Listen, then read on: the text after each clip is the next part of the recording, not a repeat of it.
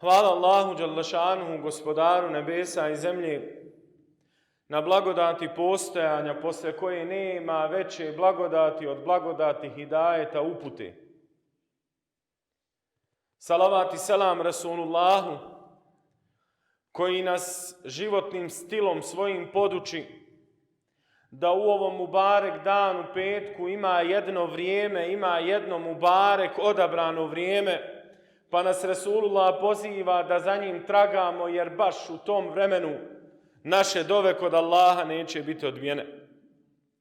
Salavat i selam časnoj porodici Rasulullahovoj, plemenitim i uzoritim ashabima, našim čestitim i dobrim precima koji su din, vjeru svoju ljubomorno čuvali,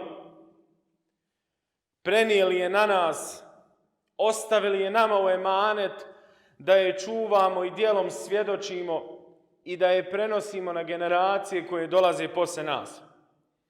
Salavat i selam bosansko-hercegovačkim gazijama koji su krv svoju prolili, dijelove tijela svoga dali, stali u odbranu ove domovine Bosne i Hercegovine da bi mi, hvala Allahu, danas u ovoj slobodi mogli vjeru svoju živjeti. Salavat i selam našim šehidima koji su živote svoje dali, ugradili se u temelje ove države da bi danas ti i ja korake svoje slobodno mogli pružati ka najodabranijim mjestima na dunjaluku, Allahu dželešanuhu, u njegovim džamijama. Poštovana braćo u islamu, cijenjeni džemate, uzvišeni Allah neka je vremena odlikovao nad drugima. Jedno od tih vremena jeste i mubarek petak, vrijeme džume namaza. Najbolji dan kojeg je sunce obasjalo je petak. U njemu je stvoren Adem alejhiselam. U njemu je uveden u džennet. U njemu je izveden iz dženneta i u tom danu će nastupiti sudnji dan, veli Allahov poslanik Muhammed sallallahu alejhi ve sellem. Najveća blagodat s kojom je uzvišeni Allah tebe i mene, brate moj, u vjeri počastio, jeste da smo danas ovdje. Da smo u prilici da njemu na seđdu padnemo. Da svoje ruke dignemo tražeći od njega da nam udovolji neku našu potrebu. A on uzvišeni stidi se ruke naše vratiti prazne. Danas odazvali smo se jednom od kuranskih poziva u kojem nas uzvišeni Allah doziva: Ja ejuhalladina amenu, o vi koji vjerujete, iza nudije lis salati min jevmil džumu'ati fes'au ila zikrillah. Kada se u petak na namaz pozovete, požurite, pohrlite zikru, spominjanju Allaha dželle vatharul bej, ostavite kupoprodaju. Zalikum hayrul lakum in kuntum ta'lamun. Zaista vam je to bolje kada biste znali, kaže uzvišeni Allah. Kroz ovaj kuranski ajet, kroz ovaj kuranski poziv uzvišeni tebi i meni propisuje nešto po čemu se svako od nas treba izvagati. Ne mjere se muslimanski narodi po tome koliko ih dođe na Bajram namaz. Već se ti i ja, već se tvoj i moj narod koji se muslimanima zove mjeri i po tome koliko nas je na džuma namazu. Nisi stigao obaviti namaz u džematu. Ako si ga obavio i sam, onako kako to priliči, ispravno, onda se nadaj i vjeruj da će ti uzvišeni Allah taj namaz primiti. Ali jedini namaz, brate moj, u vjeri, kojeg ti i ja moramo u džematu obaviti među svojim ahbabima, među svojom braćom, jeste džuma namaz. jer tako nam uzvišeni Allah naređuje.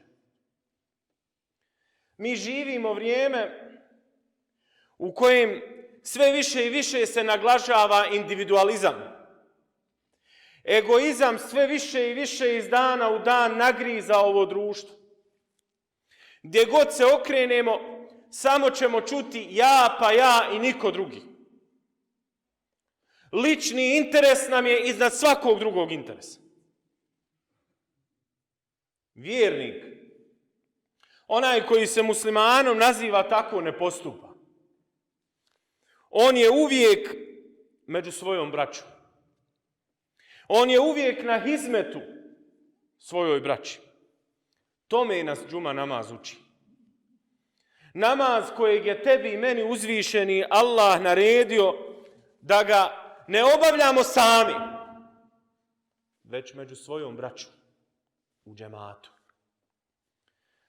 Znam ovdje u blizini nas jednu firmu u kojoj je se zaposlio jedan čestit insan, ahbab mi, jedan dobar.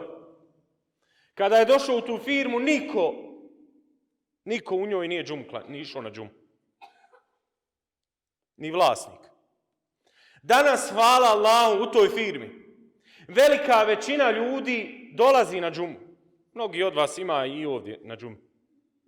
Danas u toj firmi sebebom jednog čestitog insana koji džumu namaz doživljava krajnje ozbiljno. Došlo je se do toga da vlasnik firme kaže: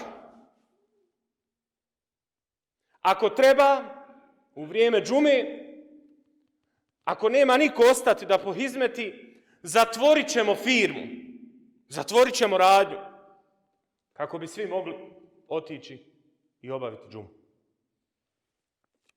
Vjernik je uvijek, braćo, na hizmetu svojoj braći.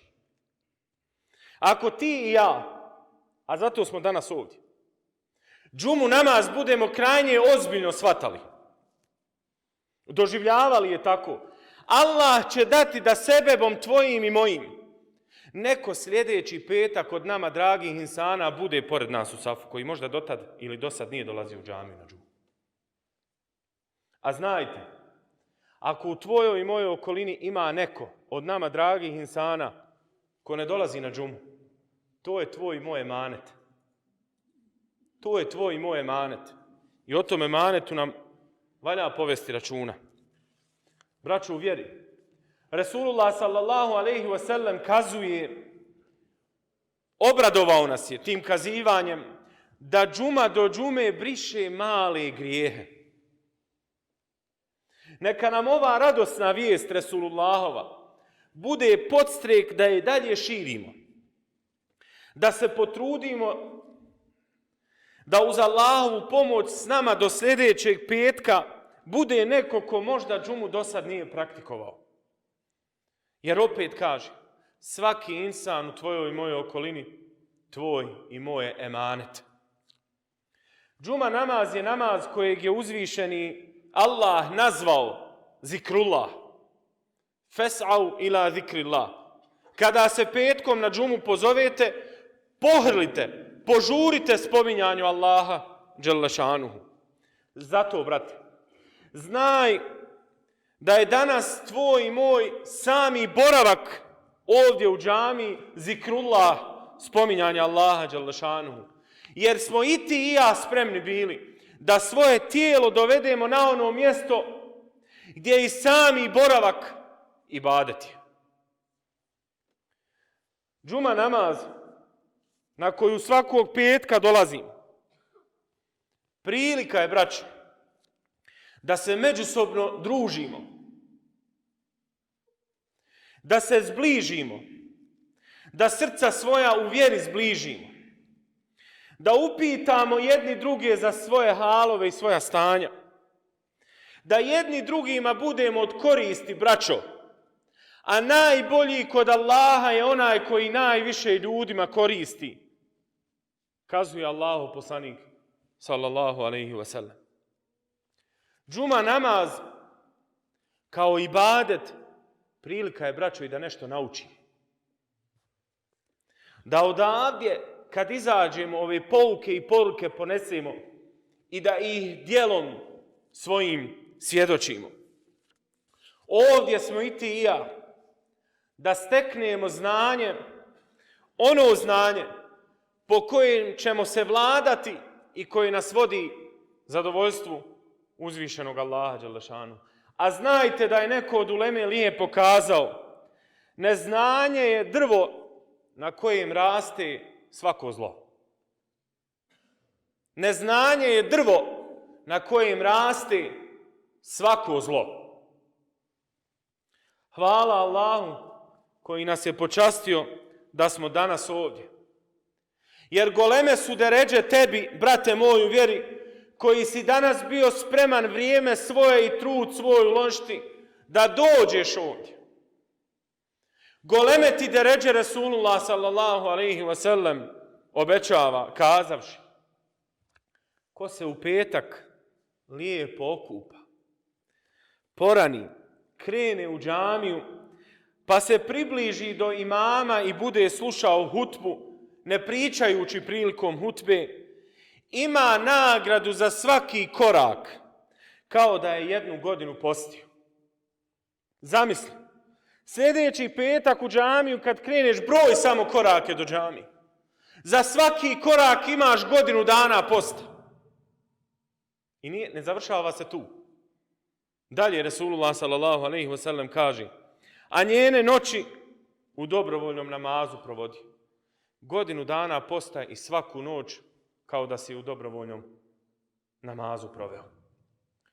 Koliko je džuma važna, najbolje govori činjenica, najbolje svjedoči hadis Resulullaha u kojem on kaže, onaj ko ostavi 3 džume, ne pridavajući im značaj, Allah njegovo srce zapečati. U ovom danu, braćo u vjeri, imetak se sadakom uvećava, nagrada se za dobro djelo umnogostručuje.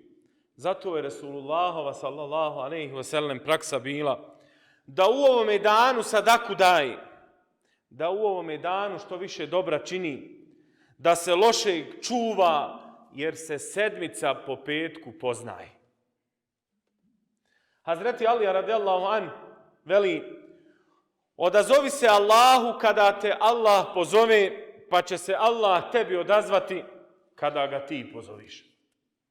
Svaki put, braćo moja u vjeri, kada ti i ja ezan čujemo, to je poziv od Gospodara nebesa i zemlje.